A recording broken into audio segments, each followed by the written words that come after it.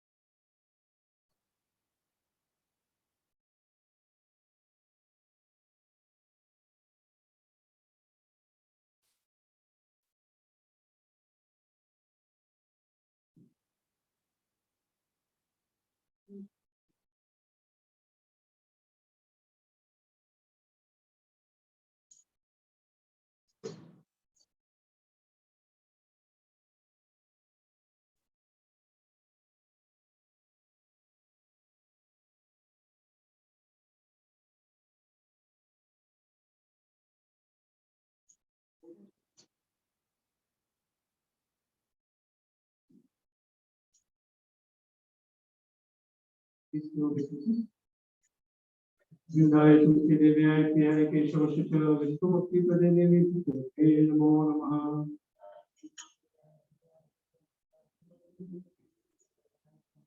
Vrindaye Tulsi Devyaye Priyare Keshava Shachara Vishnu Bhakti Pradene Nitya Namo Namaha.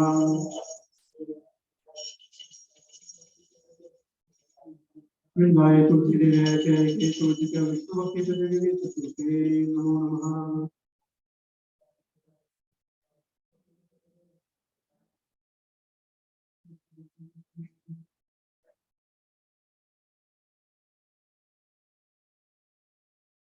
Namo Namaha Tulasi Krishna Priyati Namo Namaha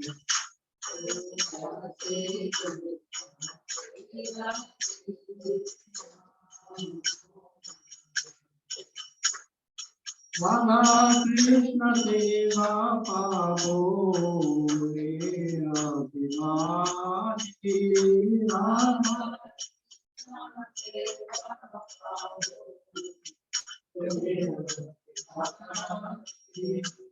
Namo Namaha Tulasi Krishna Priyati Namo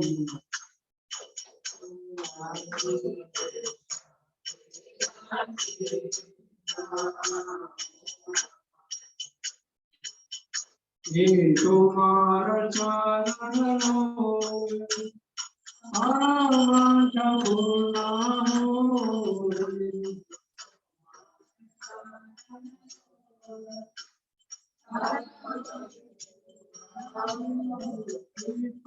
Puri Poro Tare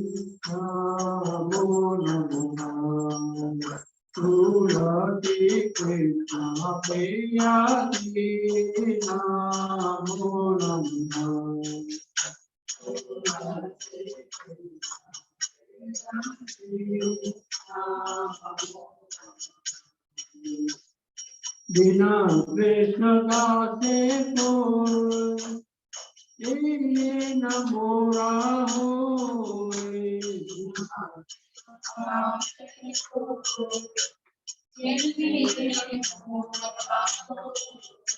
Radha Govind प्रेमे परायण भाति।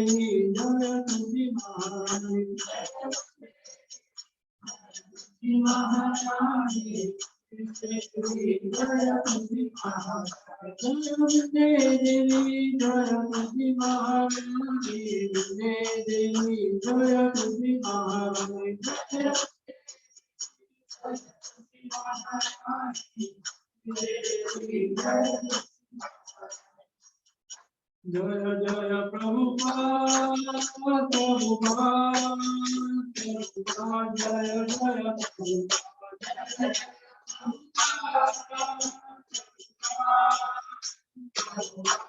Jaya Jaya Prabhupada, Jaya Jaya Gurudev, Gurudev, Jaya Jaya Gurudev.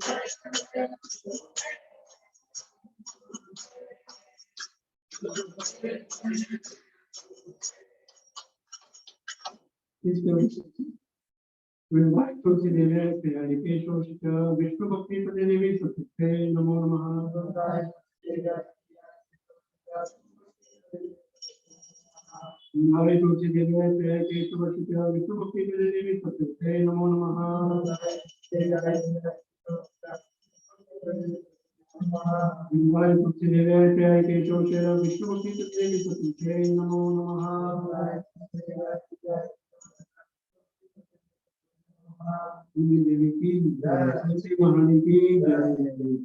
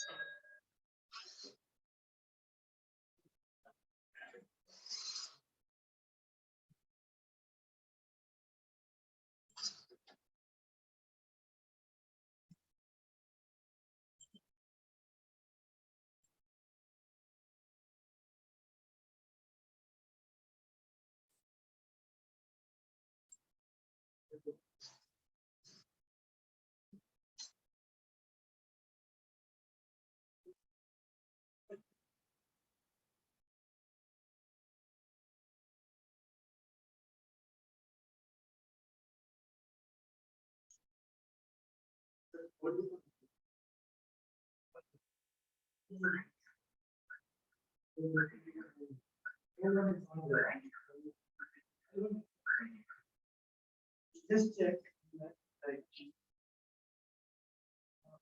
What is that? Right. It's on. Yeah.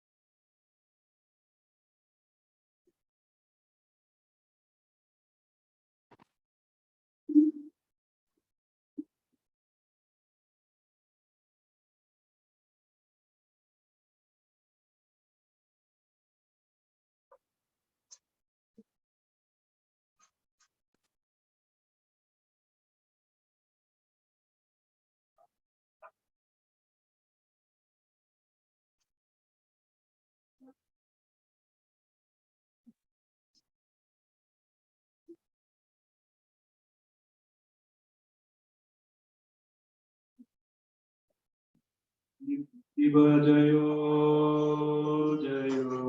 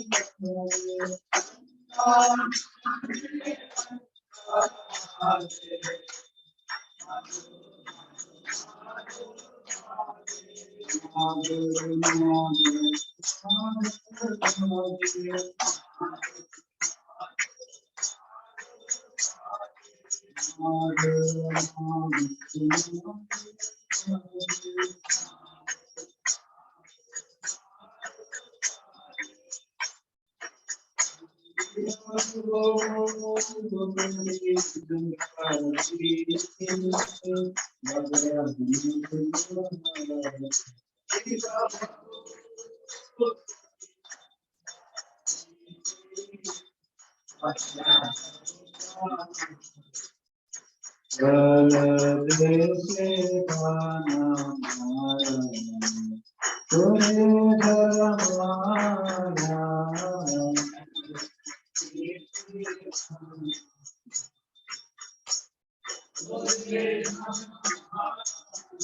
Shiva Shiva Shiva Preme Gadagada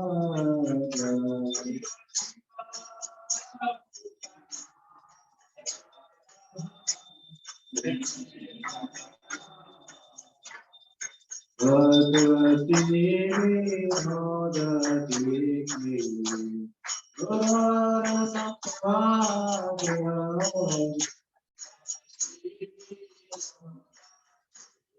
Bhagavati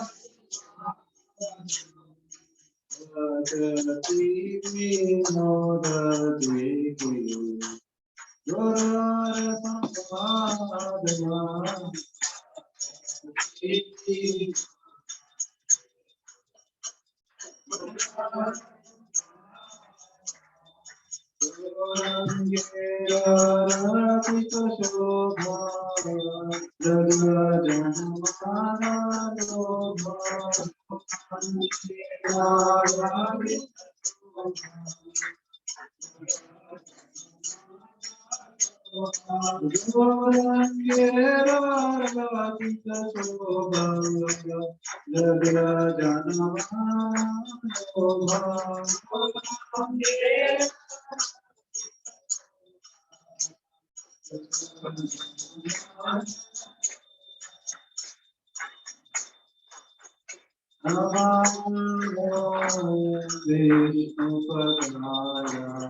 Krishna Krishna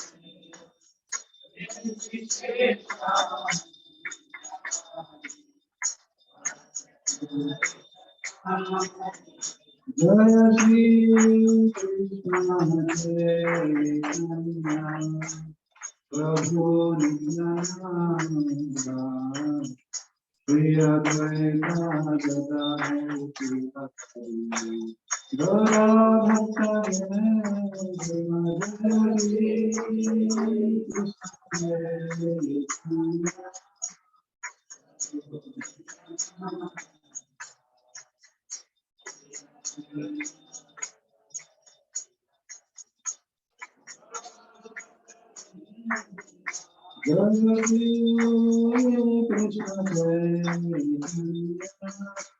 Prabhu Nityananda Shri Advaita Gadadhara Srivastava Gaura Bhakta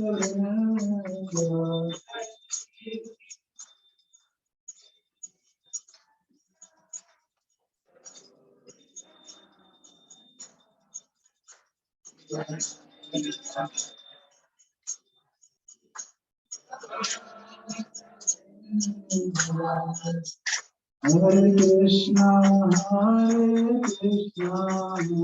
Krishna Krishna, Hare Hare, Hare Rama, Rama Rama, Hare Hare.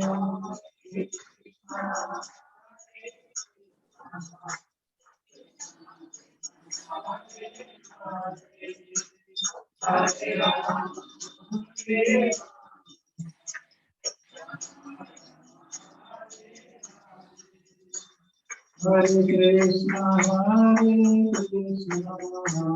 Krishna Krishna, Hare Hare, Hare Rama, Rama Rama, Hare Hare.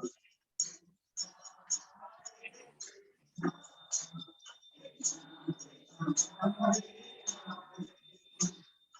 Krishna, Krishna Krishna, Hare Hare, Hare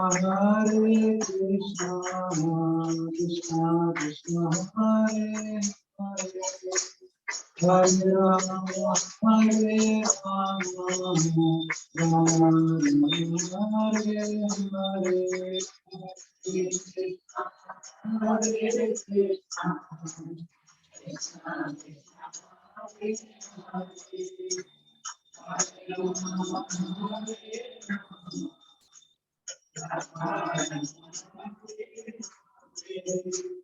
Hare Krishna, Krishna Krishna, Hare Hare. That watching movie, there is the speaker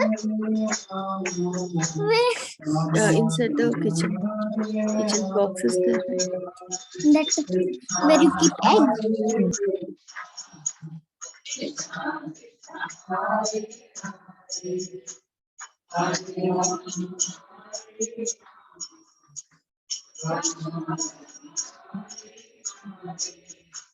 Hare Krishna, Krishna Krishna, Hare Hare, Hare Rama, Hare Rama, Rama Rama, Hare Hare Krishna,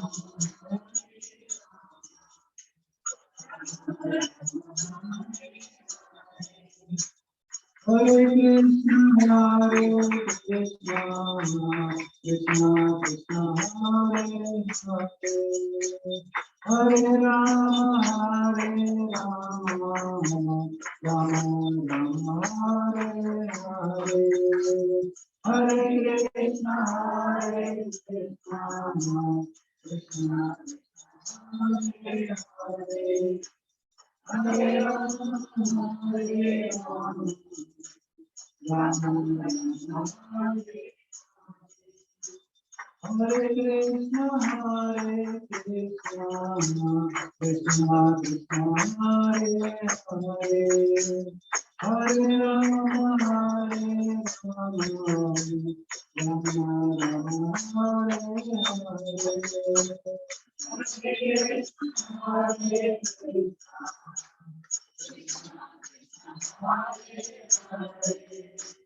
Hare Rama,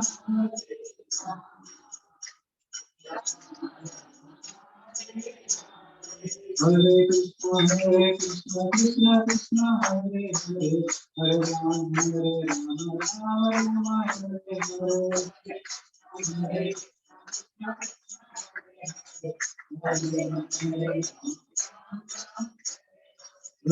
Krishna, Krishna Krishna, Hare Hare, Hare Rama, Rama Rama, Hare Hare. Hare Krishna, Krishna Krishna, Hare Hare, Hare Rama, Rama Rama, Hare Hare. Hare Krishna, Krishna Krishna, Hare Hare, Hare Rama, Rama Hare Hare. Hare Krishna, Krishna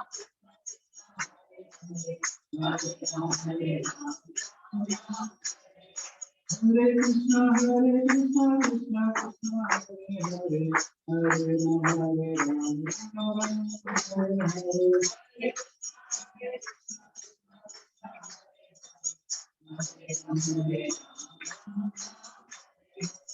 Hare Krishna, Krishna Krishna, Hare Hare, Hare Rama, Rama Hare Hare.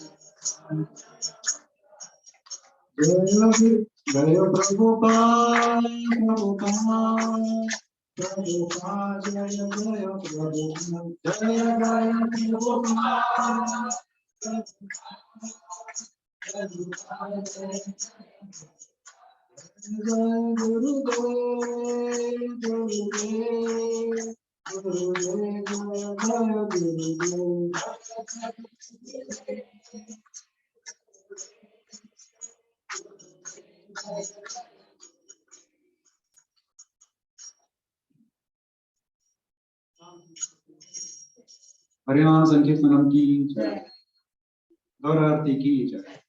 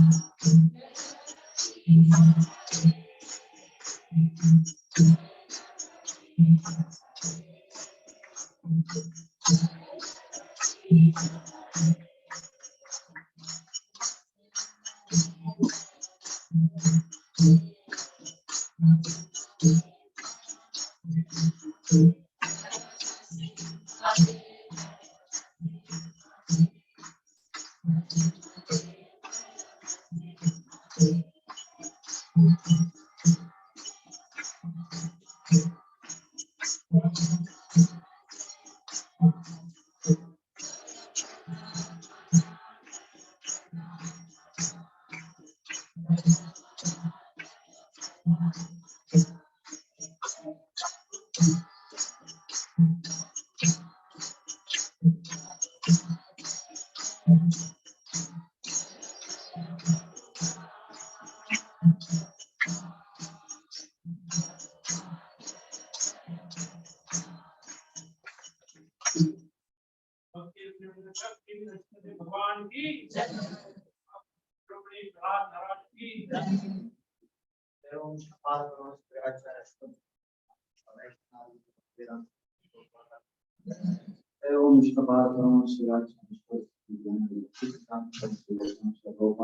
की एवं किशोरदास महाराज की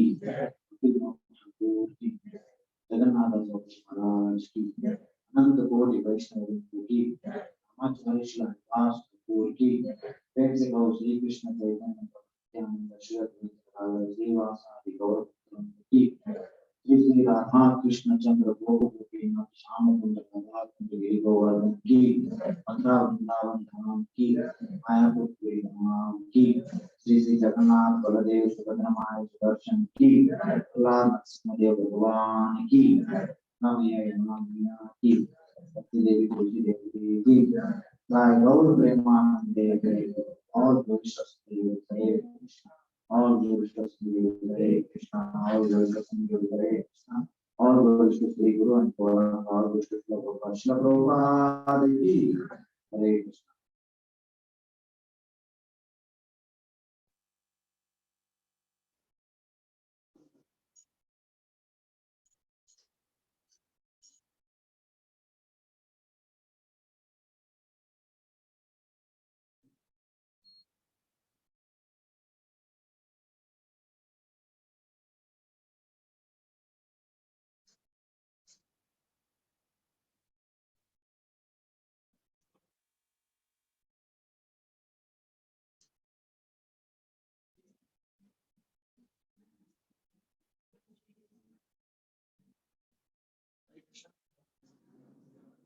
Hare Krishna.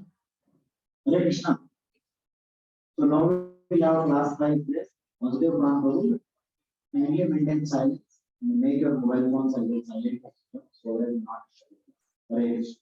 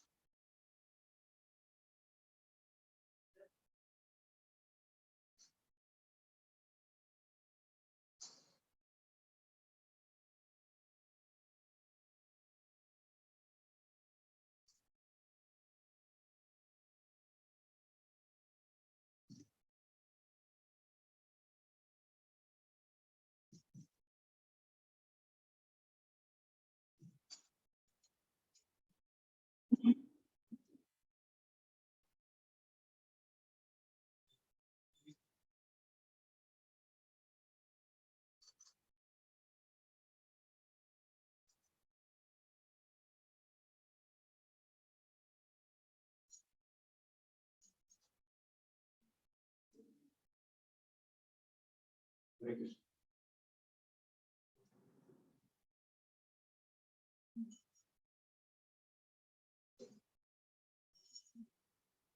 And we join for a short video.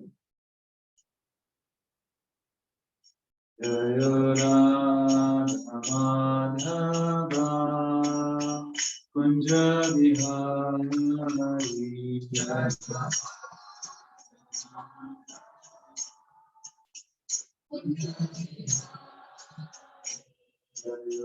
Radha Madhava Kunja Vihari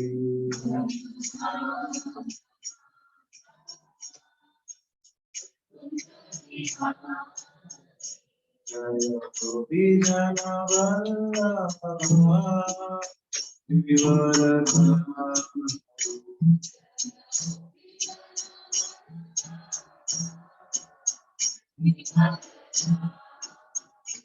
Jaya Gopi Jana Vallabha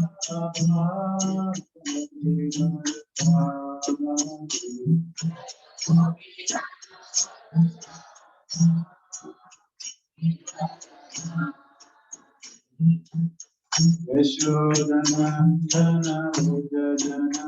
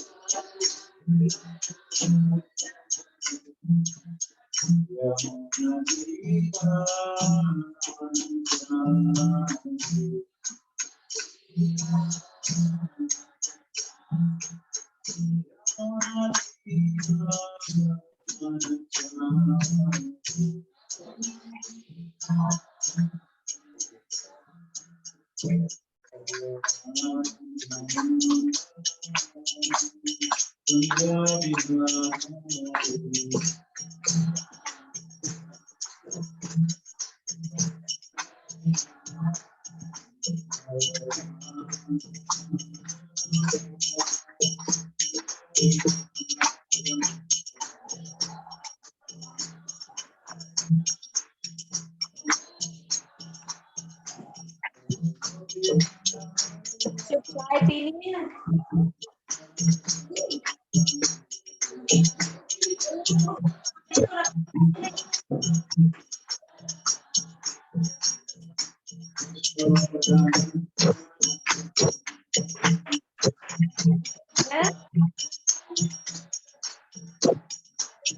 क्या कह रहे हो?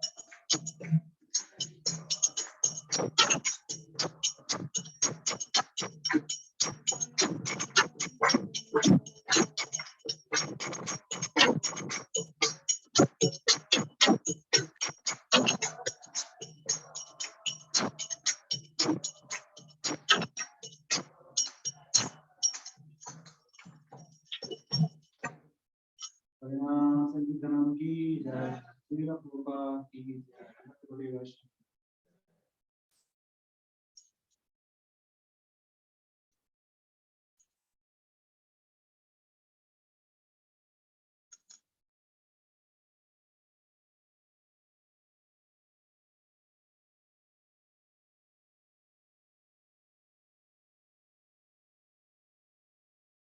Hare Krishna. So today we are discussing sloka number 6 from the 10th chapter of Bhagavad Gita.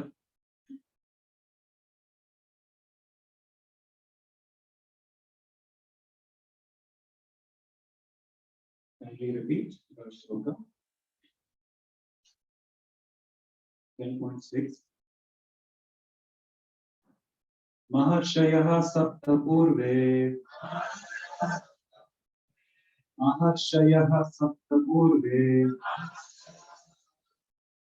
Chatvaro manavastata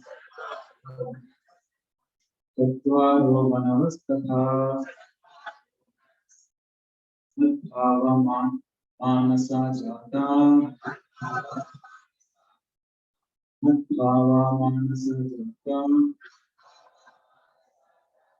Yesham loka ima prajaha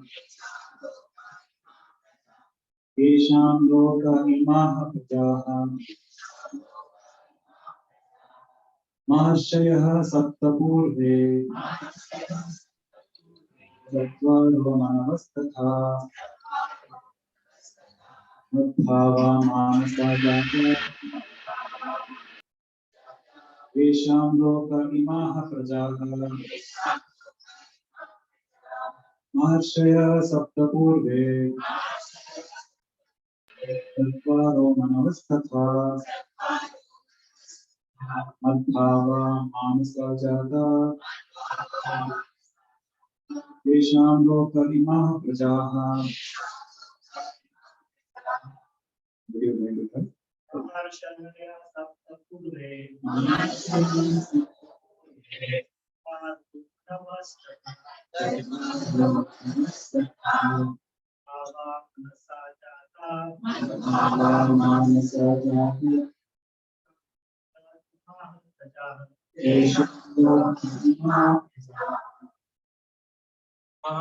Saptapurve Chatvaro Manavastata मानसाजात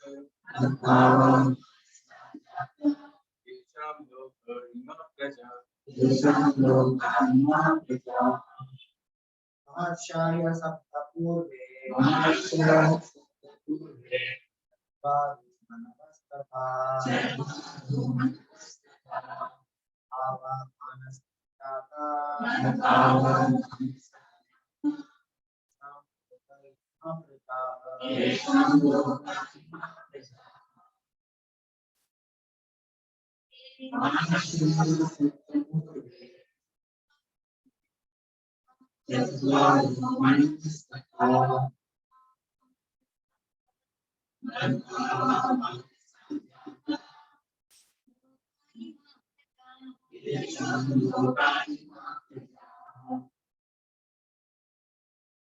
What the word meaning? Please repeat. Maharishaya, the great sages. Sapta, 7. Purve, before. Chatra, Manus, also. Matbhavaha, thought of me. Manasaha, from the mind.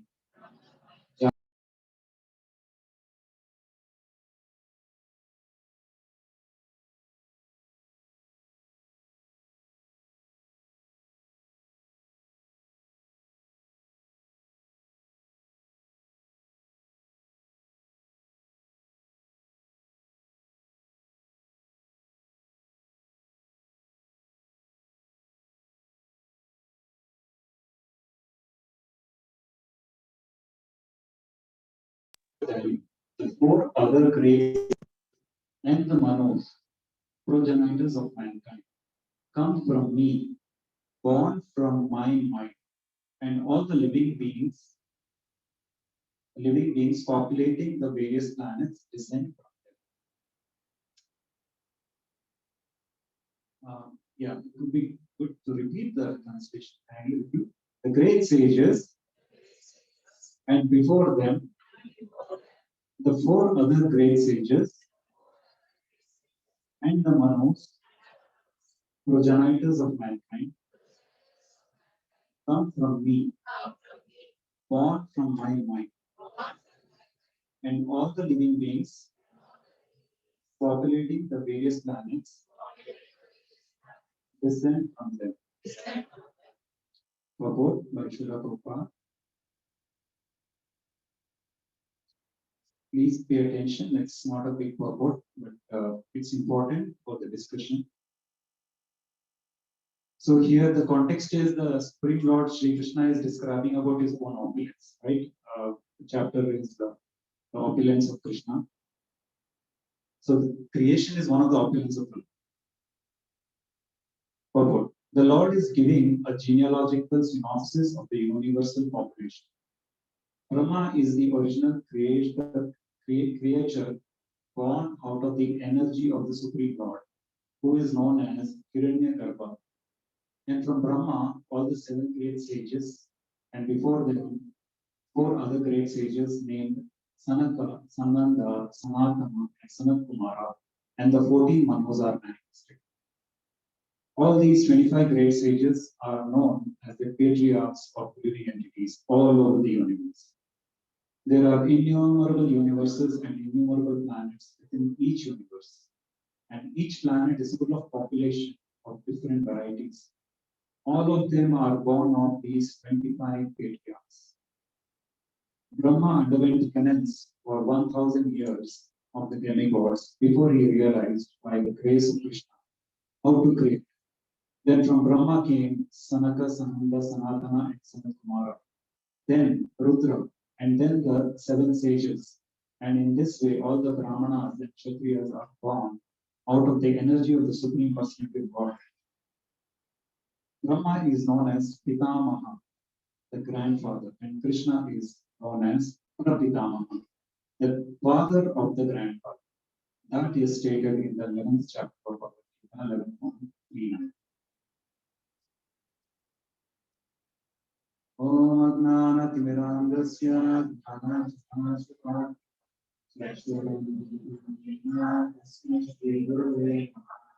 Sri Chaitanya Manojisham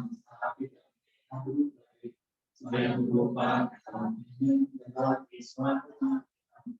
Adeham Shri Guru Sita Parahamada Shri Guru Vaishnava Shri Rupam Sagrajanam Sarvindram Sadhaitam Sadhutam Kaliam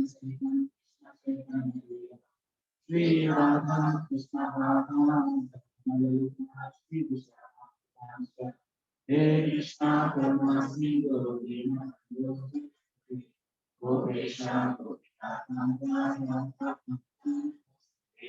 Bhaktavanchana Karuna Hare Ramani Hari Vishwanath Devi Ramani Hari Anacharya Krishna Gopinatha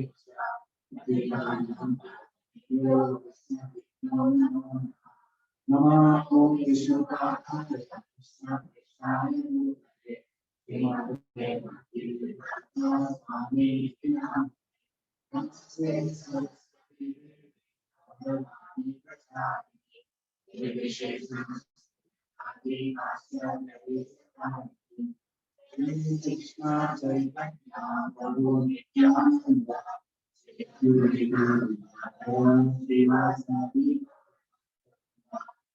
Hare Krishna, Hare Krishna, Krishna Krishna, Hare Rama, Rama Rama, Hare.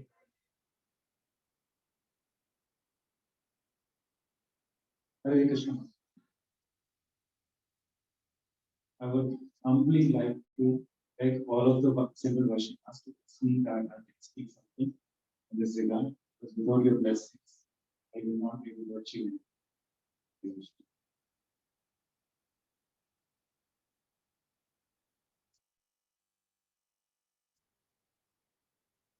So, the Lord is describing in a very short one shloka the creative impetus with which the living entities in this world, or rather universe, are populated. This same discussion spans across many cantos, actually, in different cantos and in several chapters of Srimad Bhagavatam, where a detailed description of the creation of the Lord or creation of this universe by the Lord is very beautifully described, specifically the third canto. Now, anyone has attempted to read the third canto of Srimad Bhagavatam? Okay, you can raise your hands actually. Yeah. Did you find it interesting? It's all about creation. Little difficult actually to understand creation. There is not much leelas, right? It's about how the different elements are created, how the Mahavishnu, right? The expansion of Krishna, Sankarshana, Aniruddha, Pradyumna, and Vasudeva, right?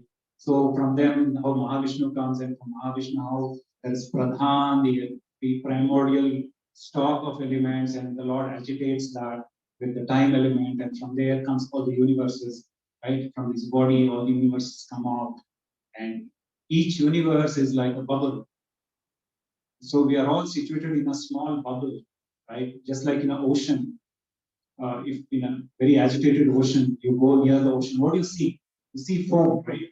The foam is caused by what? Agitation of the water. So that causes, how many bubbles are there?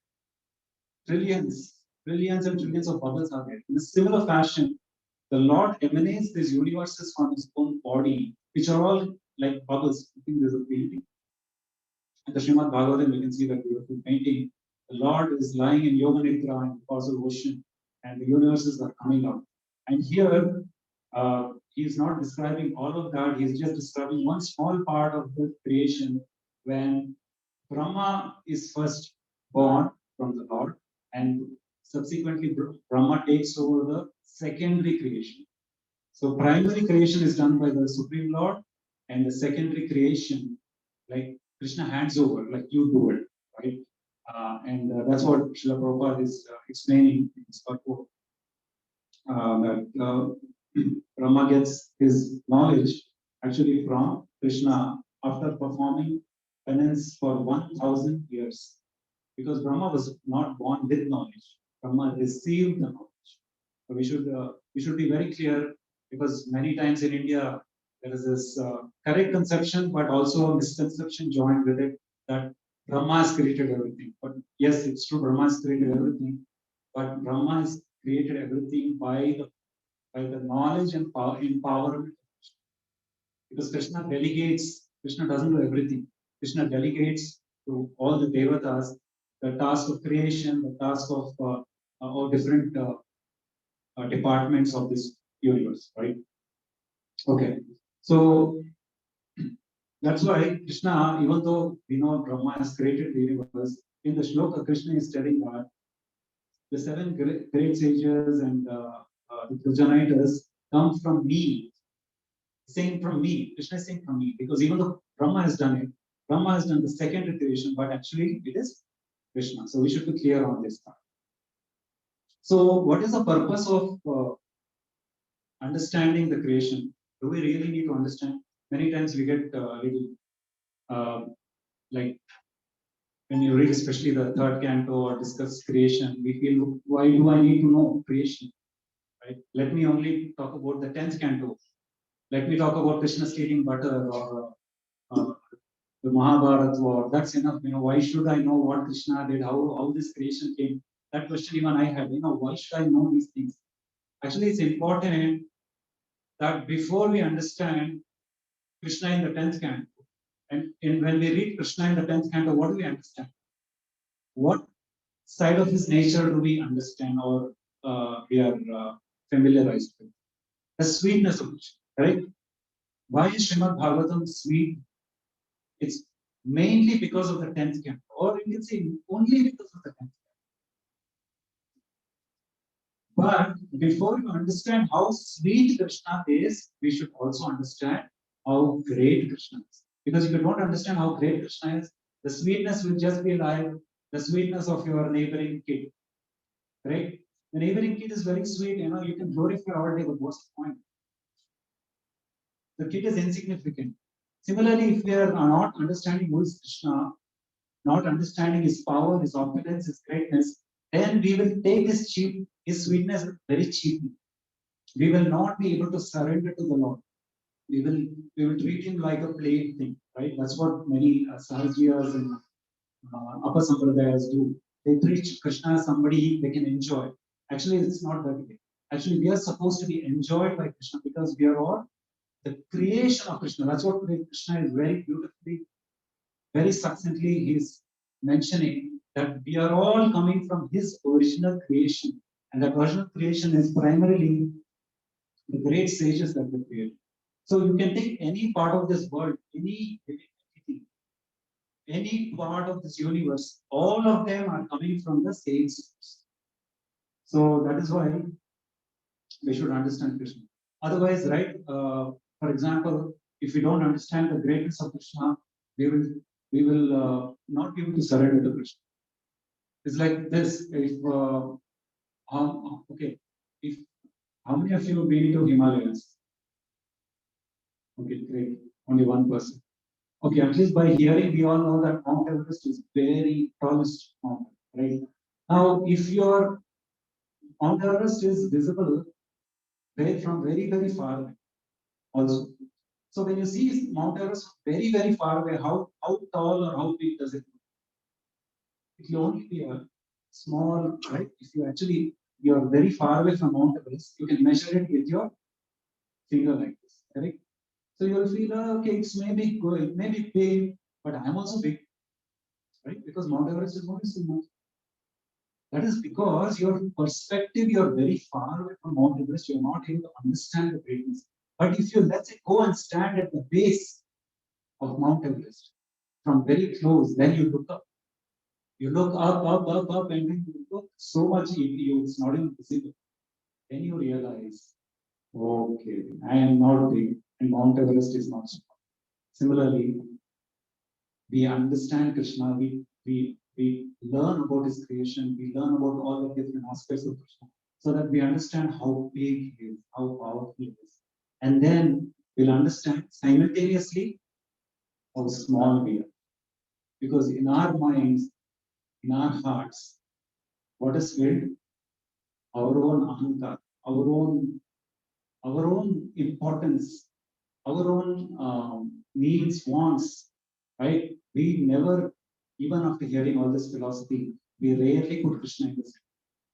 Even during chanting, we are putting our day ahead in the chanting. We are trying to think of what I need to do, what else is doing, and the chanting or even any devotional service appears very boring, or it's like an obstacle. But that's not the truth. So we need to keep hearing about Krishna. That's the primary purpose of describing creation in all the Shastras. Okay, now one important question. So why was it necessary for this creation to be, such a complicated thing? We all know, right?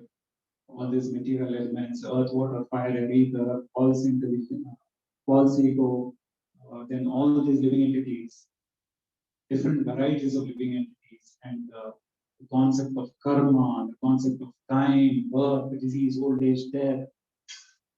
Why was it required? Many times I asked myself, why did Krishna do this? Couldn't he have just kept quiet? That means I wouldn't have come in. So I wouldn't have suffered also, right? Many times I've got this question. Why does Krishna create this world? First of all, is this world enjoyable? If you've been attending Bhagavad Gita classes in ISKCON for some time, you will understand what is the defining characteristic of this world, material universe. 2 words. Huh? Dukhalaya. I'm sure you must be telling, I've heard this so many times. Enough. But we cannot ignore this reality. Correct? We cannot ignore this reality. It's better to acknowledge this reality and to live in harmony with this reality. Right? Okay. So why was this world created in such a way that it is Dukhalayam? And even if there is some happiness, it is Ashashvatam. Some happiness is there. Now, many times people think, what you're saying, why are you so negative? Be positive. See, I'm happy. I'm happy right now. Okay, sir, you're happy. Yes. But it is like wave, right? This material world is compared to our Sindhu. It's like a gigantic ocean. And what is the nature of the ocean? The nature of ocean is it calm and quiet? It is always going up. It is always agitated. Sometimes it appears calm, sometimes, but still there are waves. You will never find an ocean like a pond where you can drop something and you will see the ripples, right? You will never see that in an ocean. It's always in a state of agitation. It's going up and down. So this is the nature of this world or universe. So why did Krishna create it like this? What was the necessity? Rather, why did we all come here? Or why were we put here? Any answer?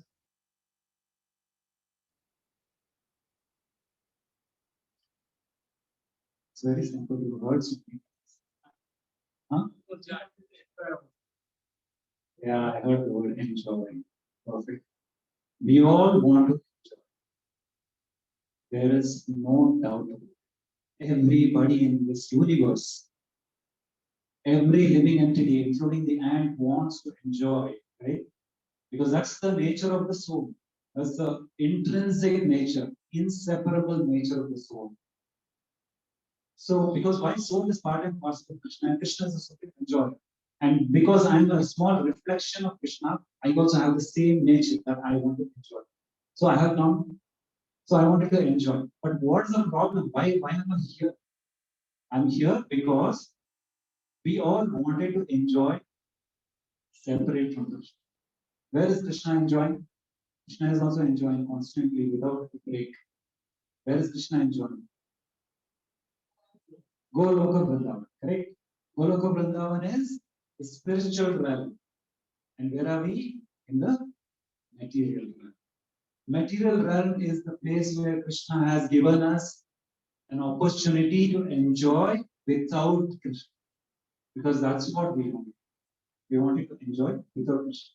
So that's the reason we get this materialistic mentality. Why? Why do we have materialistic mentality? Because we are in the material world.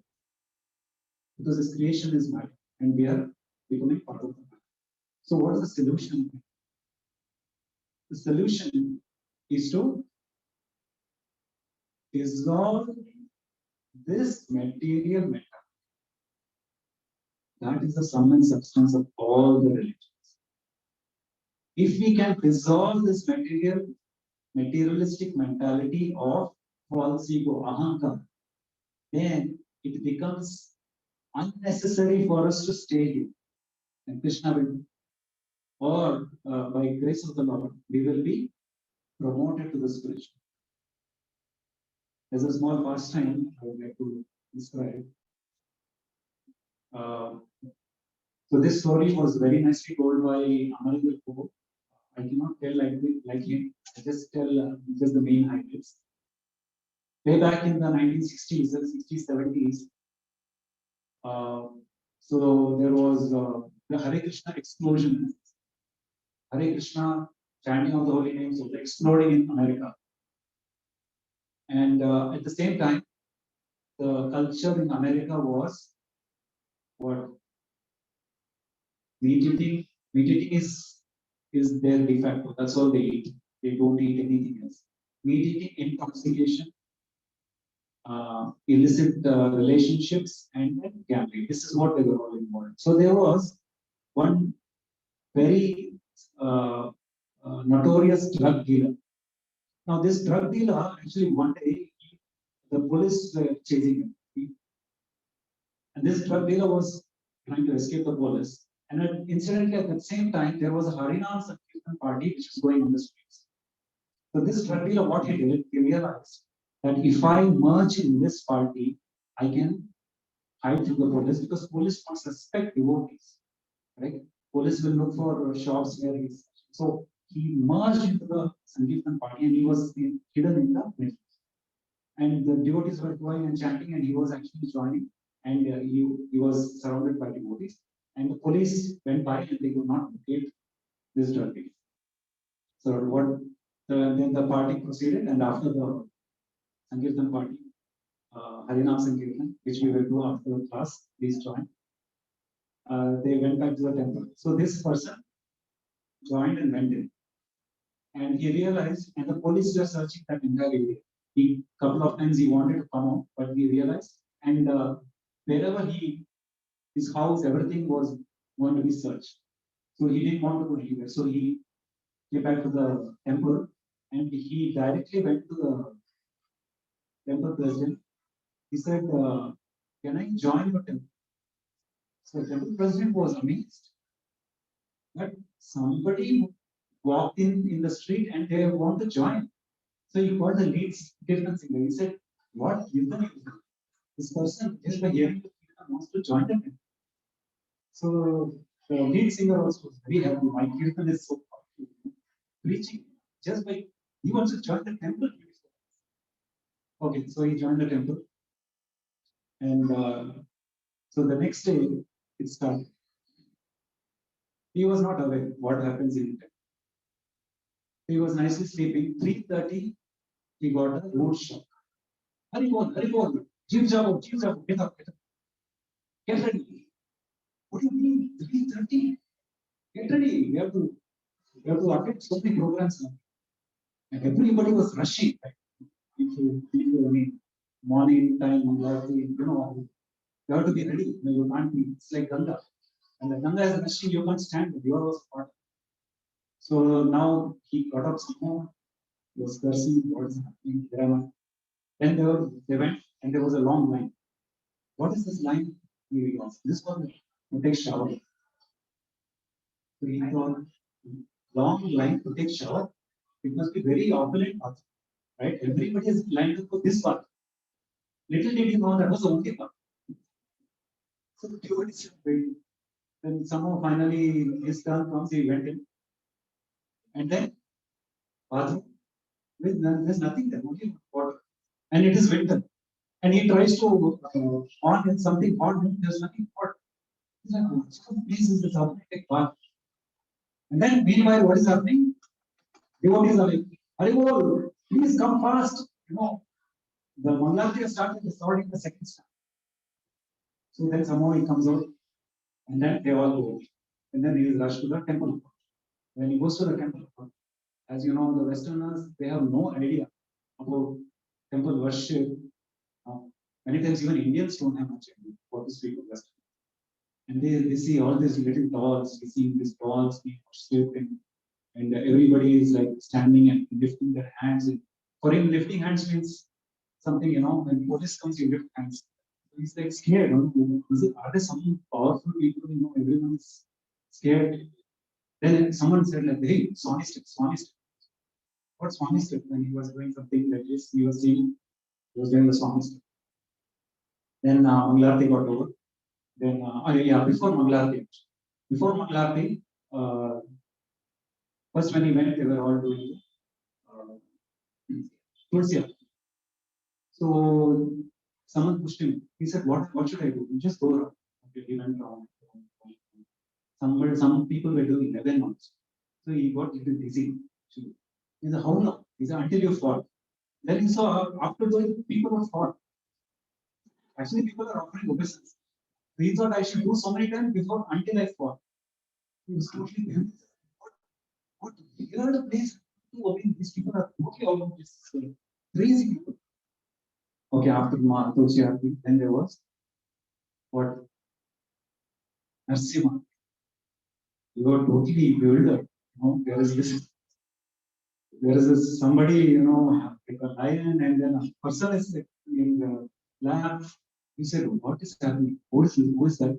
He said, if you don't chant properly, you will become. Oh my God, okay. So he thought maybe, you know, somebody didn't do the process, so that happened. So I better. So then he joined the thing. Then Mangalarti, then finally everyone's happy. Then what will devotees do? Chanting, right? Now the train starts. He was thinking, I can go to sleep now. Okay, morning, whatever they've told, I've done. Everybody said, I will sit and sleep. The moment he sat, someone gave up because everybody knows it's a new joint, right? Everyone is making sure he becomes a very good devotee. So the extra attention is getting, and the last thing he wanted was extra attention. He just wanted to sleep. Now what happened? He saw everyone. There is a finger outside, and everyone is showing like this. What is scary? Everyone is pointing at me. So do they know? Did they get some news about me that I'm a criminal? He was very scared. Then he said, what should I do? He said, chant. He said, better I do what they're saying. So he also put his finger like this. He also did like this. He was chanting. He actually was not chanting. He was just acting as if. The chanting went on 1 hour, 1.5 hours. Then some devotees extra hours. Then we were totally bewildered. When is this going to stop? Finally it ended. And he thought, now I can do this. And he was right. It was the Bhagavad class. We could sleep for something. And then after the Bhagavad class, someone said, Chala, prasadam time, it will get over fast. He said, oh, prasadam, good. Stood in the line. Okay, right, nice. Then he thought, now done. Prasadam, nice little sleep. No, prasadam again. And then he was going temple present. And new joining, right? New joining means new training. He gave him a bag, with books, gave him kartar, gave him mridanga. He said, go out on book distribution. 14 hours. Okay, minimum 12 hours. It's 9 o'clock now. Come back at 9 o'clock. Sell all the books. And he thought, what is this? This is misery upon misery is coming here. It's never ending, but he had no option also. So he went and he did whatever he could do, he did. Then he came back. Now, this person had to do this because he was in association, right? When you're in association, whether you like it or not, you have to do it because everybody else is doing it. It's like Prabhupada gives an example. In Kumbh Mela, what happens? If you're very far, you're okay, but when at a critical point, when you enter that association, after that you don't need to do anything. You're just taken inside because of the pressure of the people running. You're just transported into the Ganga. They will tip you. Somebody will pick you up also and you're brought back through. This is what is association. Same thing happens even in ISKCON. That as long as you're packed with devotees, they'll make sure you're chanting, they'll make sure you come to the temple, and they'll make sure you eat prasadam, especially. I mean, if at home also they will eat like this. So he did this for 6 months. Now, what happens because of the power of the association, right? His conscience got purified. He realized that I should not do this. I should admit to the temple president. So he went after 6 months. Once he went to the temple president, he said, Prabhuji, I am not who you think I am. The temple president said, you have perfectly understood philosophy. You are not who you think you are. You are pure spirit. So, no, Prabhuji, don't talk all these high-fi things. I am telling you, I am not an ordinary citizen. I am a criminal. I am a drug dealer. And police is searching. That is when I came running to your center. And ever since I've been, what? You should never do this. So he said, but Prabhuji, I want to surrender. I'm trying to surrender and I want to surrender. He said, before you surrender to Krishna, you surrender to the police. Otherwise, my center will be in trouble. So he said, you just go to the police. Krishna will take care, temple president. He has to say something. You go to the police, you admit what all you've done, and then Krishna will take care. So he was little sincere at this point because Prasadam has its effect, Kirtan has its effect, right? Harinam Sankirtan has its effect. So he went straight away to the police. He didn't run away. He actually went and he admitted that I am the one you were searching. And police were very happy because they were on a lookout for this person. And he looked so much different, right? With all this kantimala and dhoti kurta and shaved head. But then they realized it's the same criminal who was selling drugs, which is a very big crime. So then they arrested him, they took him to the judge. This is a real story, okay? There is no masala I'm adding, I'm just telling you as it is, whatever. So he goes to the judge and the judge asks, so all these days, what were you doing? So he told, I get up at 3:30 in the morning. So he said, why? He said, because I have to take cold water bath, even in winter. So I said, why? He said, because after that I have to do the Swami step. And I have to go around a plant and then I should do it until I fall. What? And then after that, I should sing one mantra, otherwise I will be split in the stomach. My God! Then we have to take a bag and keep our fingers like this for 2 hours. Okay. After that, what do we do? Okay. After that, in freezing cold, I take a bag full of books and one mridanga and kartal, and I go out on the street and I beg people to buy them. And I come back after 12 hours in the night, whatever I collected, I give it to somebody. And then the judge looked at the police and said, immediately release. Police said, what? With so much difficulty, you got this man, put him release. He said, what prison you have got? This is the biggest prison in the world. He's suffering. More than your prison can do. So release it. Now let him whatever he's doing. So this story was actually told by this devotee after many years because he's still in ISKCON and he's a wonderful devotee. So this is the power of association. This is the power of devotees. And why I'm telling this story is because we are in a similar situation, right? We all are in this world, but are we so innocent? Do we deserve a reward? Do we deserve good things? That's what we expect, right? But because of our ahankar, how much have we infringed on the Lord's property? Correct? We infringe on the Lord's property in terms of money, in terms of wealth, in terms of people, right? We use everything for even pious people, even so-called godly people. God is only small, but after that we are always stealing from Krishna. So we are actually also criminals. And when we do this, that is when material nature gets permission to hold our necks. It may be mode of goodness, it may be mode of, that's what we're.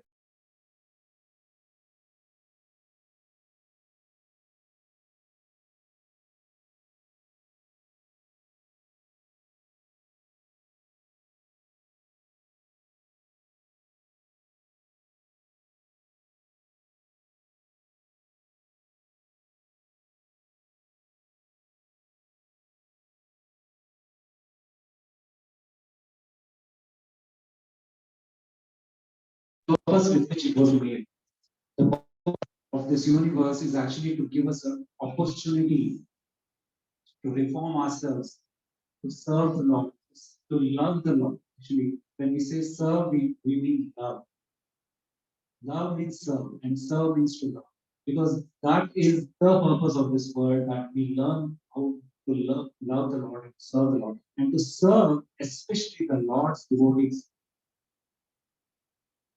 So when the moment we do this, then we arise above this ignorance that is covering our consciousness. So in the beginning, what happened? So Brahma, what is the first thing Brahma created? The first thing Brahma created in this world. What is it? Any idea? Satish Kumar. Yes. But before that, Brahma created something. And that is the first thing to be created in this universe was ignorance. Such a horrible thing. Because without ignorance, you cannot live in this world. Because why we have come here? To forget Krishna, right? Forgetfulness of Krishna means ignorance. And remembrance of Krishna is enlightenment, is intelligence, the real intelligence. So in order to facilitate, see, the Shastras are so perfect. Everything matches, right? It's not some theory. Everything step by step, they actually like a clockwork, the minute perfect mechanism of a clock. That's how things are arranged in this world. And accordingly, the first thing that had to be created for all of us to come here and forget Krishna and try to enjoy without Krishna was ignorance, and that's what. So what Brahma created? He created 5 kinds of ignorance. What is it? Self-deception. We are all victims of this. Self-deception. Sense of death. Right? What is the biggest thing we're all afraid of? Death. Anger after frustration. Sense of false ownership. This is the biggest sense of false ownership. We claim everything to be for us. We want to enjoy. And then the illusory bodily conception. So these were the 5 kinds of ignorance that Brahma created.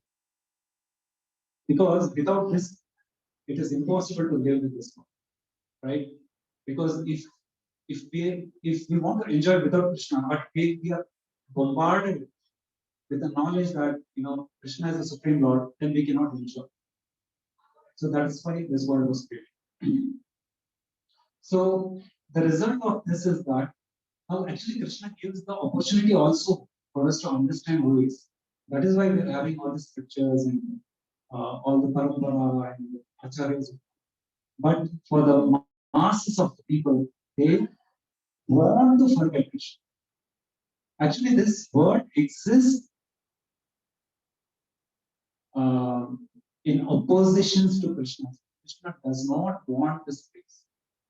It is just like a jail, right? In Bangalore, there is Parapana Grahara, it's a jail here, right? Now, when the city was constructed, a jail was necessary. Although the government does not want anyone to go there, but helplessly the government has to put certain criminal limits in the jail so that the good citizens will not be disturbed.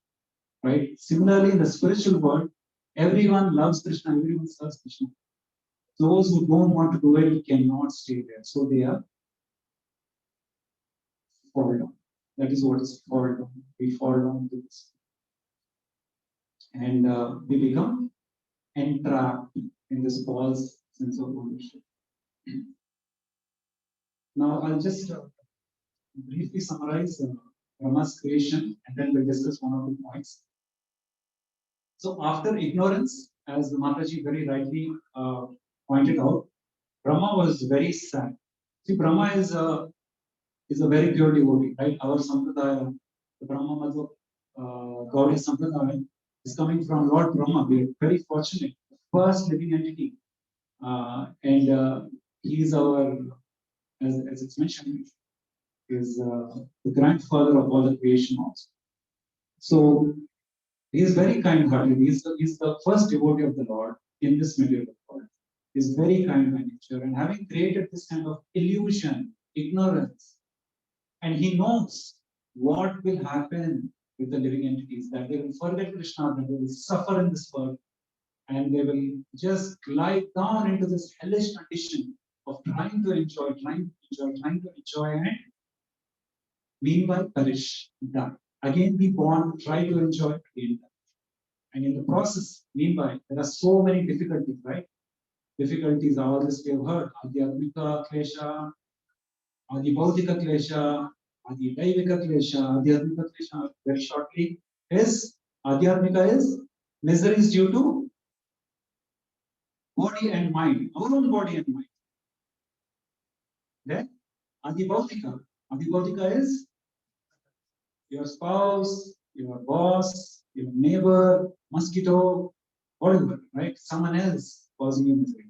And then Adidaivika, misery is due to natural calamities, like all whatever we're experiencing, heat wave, and somewhere floods and then earthquakes and all this. So Brahma was very sad. So he created, next thing he created was knowledge. And so Brahma created knowledge, and just this one briefly. So he created 4 kinds of knowledge. Very briefly, I'll tell you. It is Sankhya and Yoga, Vairagya, Tapas. So these are the 4 kinds of knowledge he gave. So Sankhya is empiric philosophy of understanding this nature. Then Yoga is the yoga system, meditation system for realizing the Supreme. Then Vairagya is, so these are the essential elements actually to realize. Vairagya is, what is Vairagya? Detachment from material enjoyment. Vairagya cannot be artificially practiced. Vairagya has to be awarded by the Lord. So we can only try. And then last is tapas. So from tapas comes Vairagya. And then he accorded each of these knowledge to 4 sons, the Chatush Kumaras, who are Sananda, Sanatan, and Sanatan. As you know, that these are great devotees, the 4 Kumaras, they are great devotees of the Lord. And they have their, what is the Sampradaya they have? What's it called? Kumar Sampradaya. And the prominent Acharya is Nimba. Right? So that is also an authorized Sampradaya, like our Brahma Madhva Gaudiya Sampradaya. which teaches how to love and serve God, but in a slightly different way. So this is the way that this creation was done. Now you can see that Brahma, what was he trying to do? He was trying to create living entities, because that's what the Lord did. Now populate the world, and that's the task he gave. But when he asked, an interesting thing happened when he asked this four Kumaras that you have to propagate living entities, so please generate living entities. What was he asking them? To marry and procreate. But because the four Kumaras were born from knowledge, they refused. Said, why should we entangle in this family business and children and grandchildren? That's not the purpose of it. So we refuse. So they refuse Brahma's request. The original living entity Brahma, they refused. Now when they write, how many says they were wrong to refuse a father's request, and then the father was Brahma, not ordinary father of this. Anyone feels they were wrong to refuse father's request? Because in typical Vedic culture or any culture you just see, a son denying father's request is considered very irresponsible, right? Without respect. But they were right or wrong? How many says they were wrong? Okay, does that mean everyone says they were right? Okay. So they were right to actually reject his request. Because it's mentioned that any instruction that takes you closer to Krishna is you should follow. And any instruction that might even if it's might take you away up from Krishna, you can reject. In fact, you should reject. That is the instruction given by the our Acharya, the Shed Goswami. Say Anukulyena Sankalpa Pradikulyasya Durasya. You should accept those things which are favorable to Krishna consciousness, and you should reject those things which are unfavorable to Krishna consciousness. So they rejected Brahma's request. Now I'll end with one last point. We are running short of time, and it's instructive for us. Just see the nature of this world, that it is a brand new universe. Only few living entities are, who are just 4 or 5 people are there now. Brahma is there, and he's in charge of everything. And the 4 Kumaras are there. His only 4 sons. That's it. Nobody else is there. And Brahma is not able to do what he wants.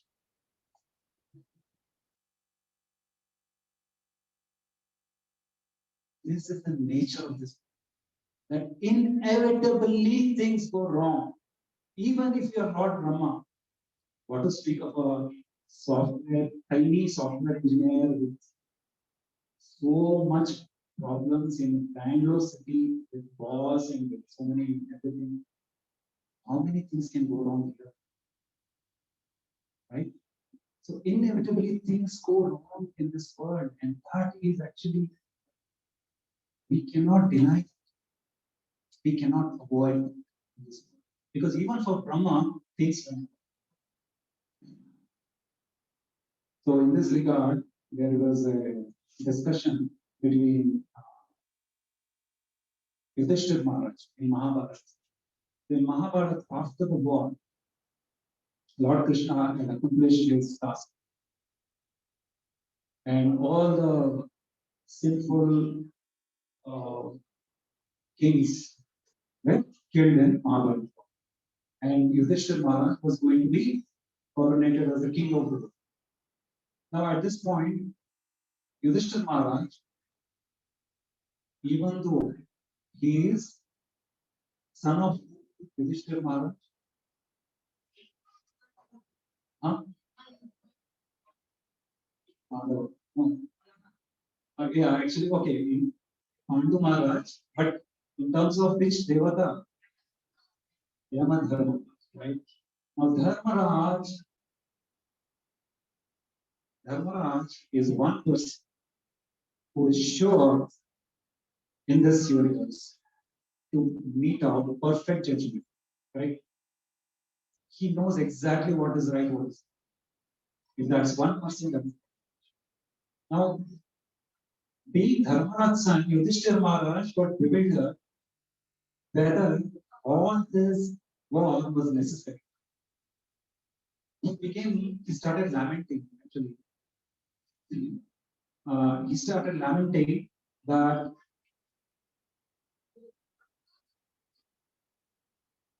so many people have died, and he thought I was somehow the cause of this. So Yudhishthira Maharaj actually was very reluctant to take the position of the king of the world.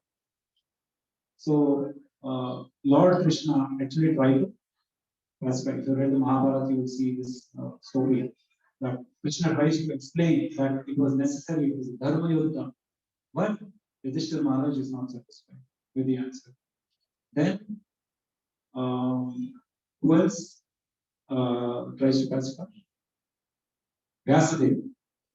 Vasudeva, who is compiling all the Vedic scriptures, he also tells him why all this happened and what is the cause of this war, that he was not the sole responsible person, but still Yudhishthira Maharaj, being a kind-hearted devotee, was feeling that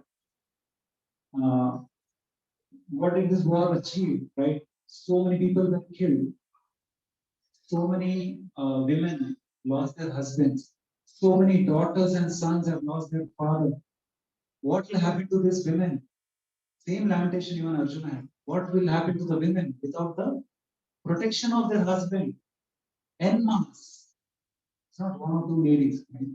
And then how many mothers and fathers have lost their sons? Like that, he was lamenting. So he could not be pacified with anyone. So Krishna actually, so there's all Krishna's plan. So when a pure devotee of the Lord shows some bewilderment, we should understand that it is not out of ignorance, but it is by Krishna's plan, because Krishna wants to achieve something. So Krishna actually suggested at this point, the one person who can answer all these questions of yours is Bhishma, because Bhishma is one of the agents and he knows actually the laws of nature. He knows the truth, and because of his vast experience, he'll be able to guide us. So Lord Krishna took him to call the Pandavas to Kurukshetra to meet Bhishma. And Bhishma was, what was Bhishma doing? He was on an arrow of bed from the tip of the head to the toenail. There was no place to put a finger. That was the state of Bhishma. But look at his consciousness. Look at his consciousness. In that state, he actually glorified the Lord. How did he glorify the Lord? What did he sing? Vishnu Sahasranam. Sometimes we feel, how can Bhishma in the war, in the Kurukshetra war, how could he shoot arrows into Krishna's? How could he make Krishna bleed? And I feel very difficult to accept that. But the Acharyas explain that we cannot understand a pure devotee like Bhishma. One of the 12 Mahajan is a pure devotee. We cannot understand their action because their actions are directed by the Lord himself. That was required in the war. Because Krishna wanted to create an example of who he is, and because Krishna was, why did Krishna attack Bhishma? Because of which Bhishma had to fire arrows into Krishna. Why did Krishna attack Bhishma? What happened? Arjuna was about to be killed by Bhishma. At that time, Lord Krishna, even though he had promised that he will not take part in the war, he broke his promise. Because Krishna will do anything to protect his devotees, even if it means breaking his promise. He doesn't care. His promise. So, and one more thing Krishna wanted to prove from this pastime of Bhishma dying like this is that no matter who you are, even if you are a pure devotee, if you are against Krishna And if you are against the devotees of Krishna, you will die. You will be killed. So Krishna actually showed that through Bhishma's example. And Bhishma was graceful enough to accept that role to prove this lesson for all times to come, that we should never be against Krishna. We should never be against Krishna's devotees. No matter how much powerful we have, no matter what. Whoever stands against Krishna will be. So, Yudhishthira Maharaj posed this question to Yudhishthira Maharaj, and Yudhishthira Maharaj, Bhishma described many things, including dharma. What are the role of Varnashram dharma, in the dharma of the king, and many things he described. And finally, he answered the question that why did this war take place, and am I responsible? So he gives the answer that it is because of inevitable time. That's the answer. Why did the Kurukshetra war happen? It's, in one sense, you can analyze its karma. Duryodhana did this and did that. This, that, we can say, we can analyze forever. Or you can take even our own life. That what is this? I am chanting Hare Krishna for the past so many years. I am offering Mangalarti.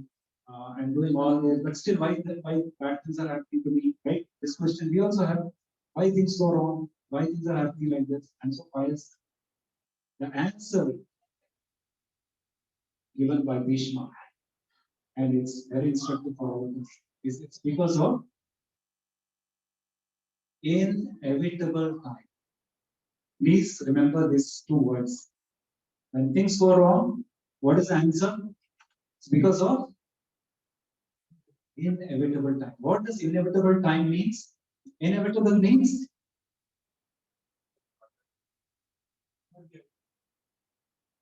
it will happen. Things will go wrong. It negates all possibilities of things going right. Inevitable time. And time factor actually is time. Krishna is follows and I am time. So because of time factor in this world, things eventually go wrong beyond our control, whether we like it or not. Just like Lord Brahma, right? He never expected that he will create ignorance first. Then he didn't like that. Then he created four Kumaras. They refused to become produce children. Then after that, he becomes angry actually. Brahma becomes angry. And from anger, what comes? So Rudra comes.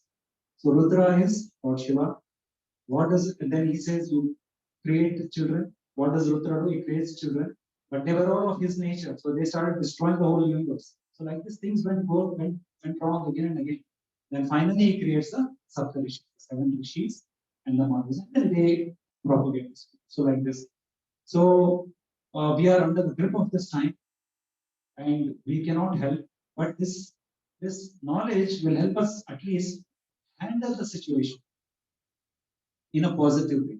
Although it sounds negative, but there is a positive message in this. What is a positive and the positive message?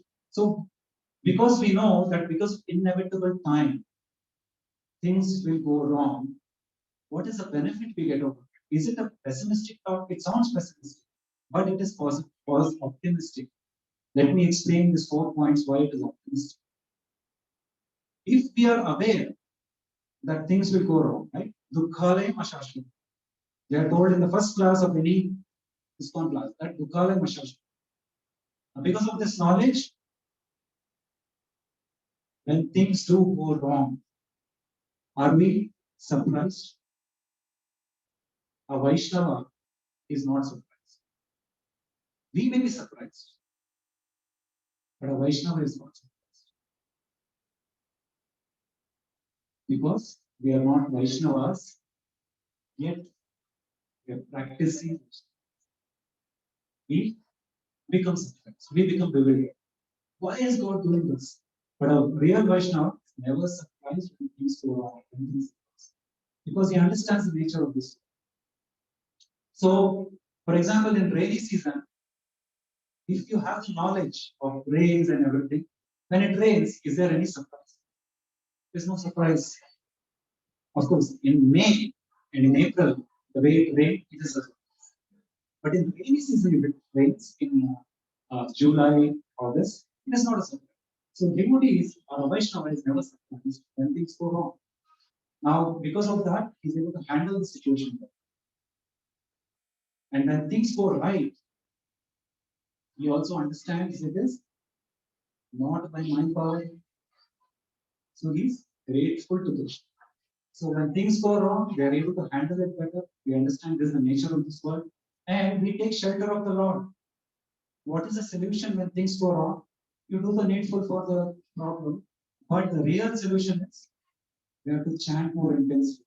We have to serve the Lord more intensely. And we have to appreciate the value of devotional service, because devotional service is the permanent solution to all these problems. Correct? If we go back to the spiritual world, there is no Dukhalayam, there is no Ashasha. And it is Sukhalayam. And it is Ananta, this problem. And when things go right, we can be grateful to the Lord. That also we can use to remember the Lord. Otherwise, if we don't know why things are happening nicely, then what will happen? When things go right, my power, my ability, it is my credit. I'm so proud, or I'm so proud of my son, right? And when things go wrong, you, God, you have no other work. This is what you have thought. You want to trouble people here? I am struggling so much, you're not giving what I want. So like that. This is bewilderment. This will only push us deeper and deeper. But in happiness and distress, if we remember the Lord, then that opens the great gateway to liberation. Because ultimately, that's what Vishnu concludes in his discourse to Yudhishthira Maharaj, that Krishna is supreme controller. So Krishna is the absolute, supreme absolute truth, is the supreme personality of Godhead. And he is the control of everyone, directly or indirectly. And devotional service to Krishna will give us all perfection. So with those words, I end this session. So, thank you so much for your patience here.